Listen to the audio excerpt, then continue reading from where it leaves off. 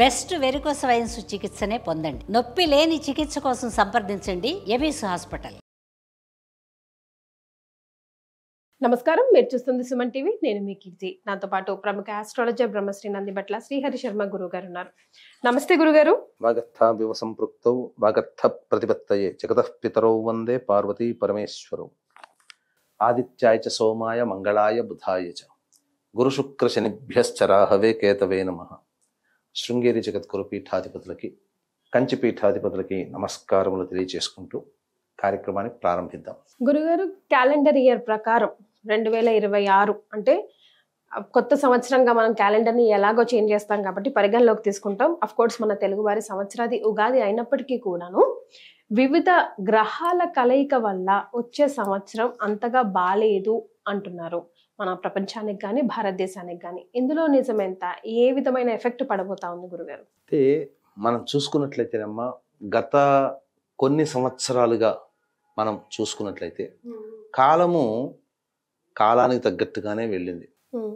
ఈ సంబంధించినటువంటి 2025వ సంవత్సరం నుంచి మొదలుకొని చూస్తే కాలము చాలా విపరీతంగా స్పీడ్ గా వెళ్తుంది. 2025 అప్పుడే అయిపోయింది అన్నట్టు. ఒకప్పుడు సంవత్సరం గడవాలంటే రోజులు కాదు, గంటలు లెక్కేసుకున్నా, రోజులు లెక్కేసుకున్నా, నెలలు లెక్కేసుకున్నా ఇంకా చాలా రోజులు ఉన్నాయి కదా అని. కానీ వీక్షించేటువంటి ప్రేక్షకులు ఒక్కసారి మీరు ఇట్లాగే 2025 అయిపోయిందా అన్నట్టు ఉన్నది. దీనికి ప్రధానమైనటువంటిది కాలంలో వేగం పెరిగింది. ఆ వేగం మన దృష్టిలో ఒక సెకండ్ కావచ్చు, కానీ అంతరిక్షం సంబంధించిన దాంట్లో పెద్ద తీవ్రమైనటువంటి ఇబ్బంది. అసలు కాలం ఇంత స్పీడ్గా ఎప్పుడో తప్ప అంత వెళ్ళదమ్మా. దీనికి ప్రత్యక్ష ఉదాహరణ అంటే నవగ్రహాలలో ఎక్కువ కాలం ఒకే రాశిలో ఉండే గ్రహాలు 4. 1 గురువు, 2 శని, 3, 4 రాహుకేతులు. రాహుకేతులు సంవత్సరంన్నర, గురువు 370 సంవత్సరాలు, అంటే రమారమే 1 సంవత్సరం, శని 2.5 సంవత్సరాలు. ఇందులో ఎక్కువగా ఈ రాబో 8 సంవత్సరాల కాలం వరకు కూడా గురువు చాలా ఫాస్ట్గా వెళ్ళిపోతున్నాడు. ఇప్పుడు మీరు చూసారనుకోండి, గురువు కర్కాటకంలో ఉన్నాడు. డిసెంబర్ 5 నుంచి వక్రీగమనంతో వచ్చే సంవత్సరం జూన్ వరకు కూడా మిథునంలో ఉంటాడు.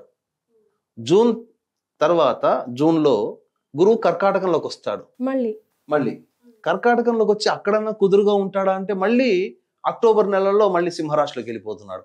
అంటే ఒకే క్యాలెండర్ ఇయర్లో, అది ఇంగ్లీష్ ప్రకారమైనా కావచ్చు, గ్రెగోరియన్ క్యాలెండర్ ప్రకారమైనా కావచ్చు, లేదా మన సంబంధించినటువంటి సాంప్రదాయమైనటువంటి పంచాంగ ప్రకారమైనా కావచ్చు, ఒకే సంవత్సరంలో గురువు 3 రాశులలో సంచరిస్తే ప్రకృతి వైపరీత్యాలు చాలా ఎక్కువగా ఉంటాయి అని మనకు హెచ్చరికేనమ్మా. ఎందుకంటే మార్చి 19వ తారీఖు నుంచి ఉగాది ప్రారంభమవుతుంది.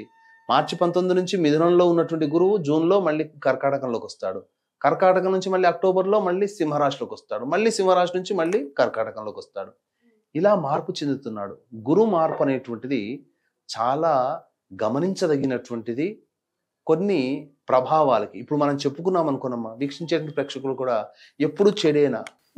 ఇప్పుడు మంచి ఎప్పుడు కావాలి, తీపి అందరికి ఇష్టం, కానీ ఎక్కువ తీపి తింటే ఏమవుతుంది, వ్యాధులు వస్తాయి, శరీరంలో పొట్టలో పురుగులు పుడతాయి. అంటే మంచి ఎలాగో మంచి గురుగారు, దాన్ని చెడును చూసి ఎప్పుడు చెడు చెప్తున్నా అంటే చెడును చూసి మనం జాగ్రత్త పడడంలో తప్పు లేదు కదా. ఇప్పుడు మన ఇంటికి ఎవరైనా వస్తారు, 4 వచ్చారు అనుకోండి, అందులో వాడు దొంగరా అన్నాడు అనుకోండి, వాడి మీద ఎక్కువ కాన్సన్ట్రేషన్ పెడతాంగా, జాగ్రత్త పడతాంగా. అంతా దొంగ అనగానే వచ్చిన 3 వాళ్ళతో పాటు కలిసిన 3 కూడా దొంగలు అయిపోతారా? అట్లాగే ఎప్పుడు చెడేనా అనుకుంటే చెడుగా భావించకూడదు. వీక్షించే ప్రేక్షకుడు కాస్త వివేకముతో ఆలోచన చేయండి. చెడు గురించి మాట్లాడుతున్నాము, నెగిటివ్ మాట్లాడుతున్నాము అంటే ఆ నెగిటివ్ నుంచి తప్పించుకునే మార్గం కూడా మన శాస్త్రంలో చెప్పబడింది. దాని విధంగా మనం చేసుకోవాలి. అంతేకాకుండా ఏప్రిల్ 10వ తారీఖు నుంచి జూలై 4వ తారీఖు వరకు దేశకాలమాన పరిస్థితుల్లో ప్రపంచవ్యాప్తముగా గ్రహాలన్నీ కూడాను రాహుకేతుల మధ్యలో బంధింపబడుతున్నాయి. ఇది చాలా గమనించదగినటువంటి విషయం. ఎలాంటి పరిణామాలు చోటు చేసుకోవచ్చు? కాలసర్పదోషం ఏర్పడుతుందమ్మా. మరి ఈ టైంలో పుట్టిన వాళ్ళకి పరిస్థితి ఏంటి గురుగారు? చాలా మందికి ఉండేటువంటి సందేహం ఏంటంటే కాలసర్పదోషం అనగానే భయపడిపోతారు. వణికిపోతాం కదా. అసలు మొత్తం వణికించేసేసారు ఒక సమాజాన్ని. ఒక 20 సంవత్సరాల పాటు ఈ కాలసర్పదోషం అనేటువంటిది రాజ్యం ఏలింది. అసలు ఫ్యామిలీ ప్లానే చేసుకోరు, ఇంకొచ్చే పెళ్లి సంవత్సరం కావద్దు, ఇలా చెప్పారంటే. పెళ్లి కాలేదంటే కాలసర్పదోషం, పిల్లలు కలగలేదంటే కాలసర్పదోషం. అసలు ఏదైనా కాలసర్పదోషానికి ముడిపెట్టి దేవాలయాలకు పంపించడం, కాలసర్పదోషానికి రాహుకేతుల పూజ అనడం, ఇది ఒక రివాజ్గా మార్చిపోయింది. ఇప్పుడు ఈ పితృదోషాల వంతు వచ్చింది. ఇప్పుడు ప్రతి వాళ్ళు పితృదోషాలని చెప్తున్నారు. సరే, ఇక గమనించుకున్నట్లయితే ఈ సంబంధించినటువంటి కాలసర్పదోష ప్రభావం అనేటువంటిది కేవలం దేశాన్ని పరిపాలించే ప్రభువులకి మాత్రమే ఆపాదించబడుతుందని ఉత్తర కాలామృతంలోనైనా కానీ పరాశరుల వారులైనా కానీ దీని గురించి చెప్పడం జరిగిందమ్మా. కాబట్టి కాలసర్పదోషం అనేది వ్యక్తుల జాతకంలో అంతగా ఇబ్బంది పెట్టేటువంటి పరిస్థితి. కాకపోతే వచ్చే ఫలితం ఏదైతే ఉంటుందో కొద్దిగా ఆలస్యం అవుతుంది అంతే తప్ప వాడికి జరగాల్సింది. కాలసర్పదోషంలో గొప్పవాళ్ళు లేరంటారా? ఈ కలియుగంలో గురువులుగా మనం కొలుచుకొని ఆదిశంకరాచార్యుల వారు కాలసర్పదోషంలో జన్మించారు. అసలు ఇప్పుడు ఉన్నటువంటి సమాజంలో టెకీలు అంతే, వాళ్లే కదా, వాళ్ళందరూ గొప్పగా కొలుచుకునేటువంటి వాడు బిల్ గేట్స్. ఆ వ్యక్తి కాలసర్పదోషంలో జన్మించాడు, మరి ప్రపంచానికి రాజు కాలేదా? కాబట్టి కాలసర్పదోషం అనగానే ఏదో డీలా పడిపోవాల్సిన అవసరం అయితే లేదమ్మా. ఇది దేశకాలారిష్ట యోగాలని ఇబ్బంది పెడుతుంది. ఇది దేశకాలారిష్ట యోగాలలో ప్రముఖంగా ఈ యొక్క కాలసర్పదోషం గురించి చెప్పబడి ఉంది. ఏమవుతుంది? ప్రధానంగా అధికార మార్పిడి జరుగుతుంది. ఇప్పటి వరకు అధికారాన్ని అనుభవించినటువంటి వాళ్ళు ఈ ప్రభావం వల్ల అధికార మార్పిడి అనేటువంటిది జరుగుతుంది. ఇప్పుడు మన గత ఎన్నికలు చూసాం కదా, బీహార్ ఎన్నికల్లో ఈ గురువు అతిచార మార్పు వల్ల జరిగేటువంటి పరిణామాలు ఏంటి అన్నప్పుడు అనేకంగా చెప్పుకున్నాం మనం. జరిగేటువంటి నష్టాలు కానీ, ప్రకృతి వైపరీత్యాలు కానీ, గ్రహణ ప్రభావం వల్ల కానీ, అందులో అధికార మార్పు అనేది కూడా చెప్పుకున్నాం. మరి ఎంతో ఎక్స్పెక్టేషన్స్తో ఉన్నటువంటి బీహార్ ఎలక్షన్స్లో మొత్తం అధికారం బదలాయింపు జరిగింది కదా, స్టాండ్ వన్ సైడ్ అయిపోయింది కదా. ఇప్పుడు రాబో ఎలక్షన్స్, బెంగాల్ ఎలక్షన్స్ ఉన్నాయి, తమిళనాడు ఎలక్షన్స్ ఉన్నాయి, అస్సాం కూడా ఉన్నట్టుంది కదమ్మా. ఈ అస్సాం ఎలక్షన్స్, వీటన్నిటిలో కూడా స్థిరమైనటువంటి ప్రభుత్వమే మళ్ళీ వస్తుంది. అది మాత్రం సందేహపడాల్సిన అవసరం లేదు. మన హిందువులుగా ఇన్నాళ్ళకి మన పోరాటాన్ని కళల రూపంలో ఉన్న వాటిని వాస్తవ రూపంలో తీసుకొచ్చే ప్రభుత్వాలు వస్తాయి. అది మాత్రం సంశయం లేదు. అధికార మార్పిడి ఇప్పటి వరకు అనేక సెక్యులర్ భావాలతో ఉన్నటువంటి వాళ్ళకి సంబంధించి ఇప్పుడు కాస్త చెంపపెట్టు లాంటి ఫలితాలన్నింటివి వస్తాయి. హిందువులని తగ్గించి ఇతరులని పెంచుకునేటువంటి విధానంగా ఉన్నది కదమ్మా, అది కాస్త వాళ్ళు ఆలోచించుకునే విధానంలో పడేస్తాయి. హిందువులు కూడా మనకు ముఖ్యము అనేటువంటి స్థాయికి వస్తారు. అయితే ప్రకృతి వైపరీత్యాలుగా చూసుకున్నట్లయితే ఈ యొక్క కాలసర్పదోష ప్రభావం అనేటువంటిది ఈ ఉన్నటువంటి కారణం చేత మత కల్లోలాలు కానీ, వ్యాధులు, అంటువ్యాధులు కానీ ప్రబలే అవకాశం ఎక్కువగా ఉంటుంది. పైగా ఎండ తీవ్రత కూడా ఎక్కువగా ఉంటుంది. ఈసారి 50 డిగ్రీల వరకు కూడా వచ్చే అవకాశం ఉంది ప్రకృతి వేరు. పైగా సెప్టెంబర్ మంత్లో ఈ సంబంధించినటువంటిది కుజస్తంభన యోగం కూడా ఏర్పడుతుంది. కుజస్తంభన యోగం గురుకుజుల యొక్క కలయిక ప్రభావం వలన కుజస్తంభన యోగం ఏర్పడడం, తద్వారా కొన్ని విపత్తులు అనేటువంటి కలుగుతాయి. ముఖ్యంగా ఈ ఎర్త్ క్వేక్స్, భూకంపాలు, సునామీలు రావడం, వర్ష సాంద్రత ఎక్కువగా పెరిగి ఎక్కువగా జలమయమైపోయి ఎక్కువ సంఖ్యలో మరణాలు రావడం కానీ, ఆస్తి నష్టం కానీ జరుగుతాయి. ముఖ్యంగా ఈ గురుకుజుల కలయిక ఉన్న సందర్భంలో మిగతా గ్రహాల యొక్క ప్రభావం కూడా ఉండడం వల్ల కల్లోలాలు, మత కల్లోలాలు పెరుగుతాయమ్మా. జాగ్రత్త పడాలి, దేవతా అనుగ్రహాన్ని పొందే ప్రయత్నం చేయాలి, తప్పదు. ఇది మాత్రం ఇక చాలా మంది వీక్షించే ప్రేక్షకుల్లో ఈ ఏప్రిల్ 10వ తారీఖు నుంచి జూలై 4 వరకు మంచి సమయం లేదు కదా, మరి పుట్టేటువంటి వాళ్ళకి అనేటువంటిది ఏం సంబంధం లేదమ్మా. కాలసర్పదోషంలో జన్మించిన గ్రహాల యొక్క స్థితిగతులు ముఖ్యంగా గుర్తుపెట్టుకోండి. గురువు శుభస్థానాలలో ఉన్నాడు, రాహువు శుభస్థానాల్లో ఉన్నాడు, కేతువు తనకు అత్యంత శుభస్థానంలో ఉన్నాడు. కాబట్టి ఇబ్బంది పడాల్సినటువంటి అవసరమే లేదు.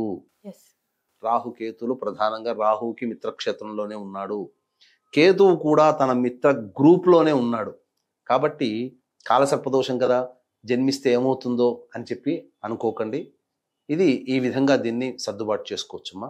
కానీ ఈ వచ్చే సంవత్సరం అంతా కూడా, వచ్చే సంవత్సరం నుంచి ఇంకా 8 సంవత్సరాల వరకు కూడా, అంటే 2032వ సంవత్సరం వచ్చేంత వరకు కూడా గురువు చాలా స్పీడ్ యాక్షన్స్ తో రాశులు మారుతున్నాడు.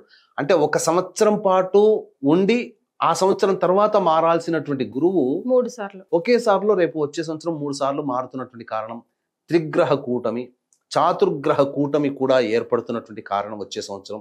ఈ గురుకుజుల యొక్క కలయిక ఉండి ఏర్పడి, గురుకుజుల యొక్క కలయిక ఉంటుంది కానీ ఆ గురుకుజులలో కుజుడు స్తంభించిపోయి ఎక్కువ కాలం ఉంటాడు ఒకే చోట, అది ప్రమాదం.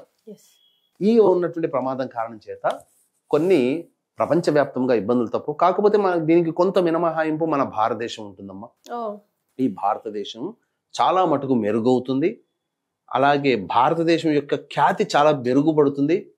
ఇతర దేశాలు భారతదేశం యొక్క ప్రగతిని చూసి ఆశ్చర్యపోతారు. ఆల్రెడీ ఇప్పుడు మనం చూస్తున్నాం, జీడిపి లెవెల్ చూసుకుంటే చైనా కన్నా, అమెరికా కన్నా ఈ క్వార్టర్ జీడిపి చాలా పెరిగింది. ముఖ్యంగా ట్రంప్ ఇచ్చినటువంటి ఈ విధించినటువంటి సుంకాలు కానీ ఆంక్షల సమయంలో కూడా మన జీడిపి పెరిగిందనంటే మనం ఎంత గట్టిగా స్ట్రాంగ్గా మనం వన్ సైడ్లో ఉన్నామో తెలుసుకోవచ్చు. భవిష్యత్తులో ఇంకా మంచిగా పెరుగుతుంది. కాకపోతే మన భారతదేశంలో తూర్పు రాష్ట్రాలలో, ఈశాన్య రాష్ట్రాలలో ఈ కాలసర్ప దోష ప్రభావం వల్ల అల్లర్లు, మత కల్లోలాలు జరిగేటువంటి అవకాశం ఉంటుందని చెప్పవచ్చు. గురుగారు, మనం ఈ 8 ఏళ్ల పాటు మనం అంతా ఏ దైవాన్ని నమ్ముకోవాలి గురుగారు? ముఖ్యంగా ఈ 8 ఏళ్లనే కాదమ్మా, వచ్చే సంవత్సరం ప్రధానం మనకు గురువు 3 రాశుల్లో సంచారం చేస్తున్నాడు కాబట్టి ఈ ఏప్రిల్ 10వ తారీఖు నుంచి జూలై 4 వరకు, మళ్ళీ సెప్టెంబర్లో గురు కుజుల యొక్క కలయిక సమయం మొత్తం వరకు ఉండడం, అలాగే కుజస్తంభన యోగం ఏర్పడడం, ఇవన్నీ ఉన్నటువంటి కారణం చేత ప్రతి వాళ్ళు కూడా దేవతా ఆరాధనని ఎవరికి వాళ్ళు వాళ్ళ ఇంట్లో చేసుకోవాలి. అంటే ప్రతిరోజు కూడాను దత్త కవచము, కాలభైరవాష్టక పారాయణము, రుద్ర కవచము ప్రతి వాళ్ళు చేసుకోవాలమ్మా. ఎవరి వాళ్ళు ప్రతిరోజు 3 సార్లు గనక ప్రతి వ్యక్తి గనక చేసుకుంటే అద్భుతంగా ఉంటుంది. అందులో ఏమాత్రం సందేహం లేదు.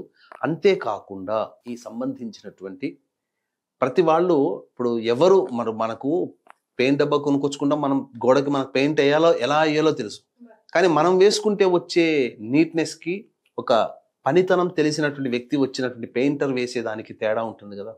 ఇల్లు కట్టుకున్న మేస్త్రి తనకి దాంట్లో నిష్ణాతుడు, మనకేముంది సిమెంటు, ఇసుక, నీళ్లు కలిపితే రెడీ అయిపోయింది, కాంక్రీట్ మిక్చరు, ఇటుకలు మనమే కట్టుకుందాం, మనమే గోడలు చేద్దామంటే మనకు రాదు, తెలుసు. అట్లాగే ఈ పూజల విధానంలో కూడా చెప్పిన విధంగా ఈ పరిహారాలు ఇప్పుడు వరకు ప్రతిరోజు ఇవి చేయాలి.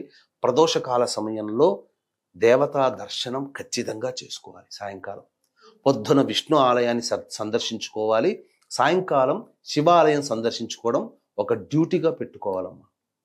పెట్టుకొని ప్రతిరోజు ఉదయం సాయంకాలం ఈ దేవతా దర్శనం చేసుకుంటే మానవుడికి ఆపదలే రావు. ఇవన్నీ మనకు కుదరదు కదా, ఎట్లా దీనికి ఇంకొక పర్యవసానం ఏమైనా ఉందా? ఇప్పుడు ఆయుర్వేదంలో అయినా చూసుకున్నామ్మా, ఈ 2 ఇవన్నీ కలుపుకొని తాగండి మీ ఆరోగ్యం బాగుంటుంది అని అంటే కింద కామెంట్లు ఏం పెడతారు, మీరు చేసిస్తారా, మీరు నాకు కొరియర్లో పంపిస్తారా? అవన్నీ ఇంగ్రీడియంట్స్ చెప్పినా జనాలకి చేసుకునే అవకాశం ఉండట్లేదేమో, బిజీ లైఫ్ కావచ్చు.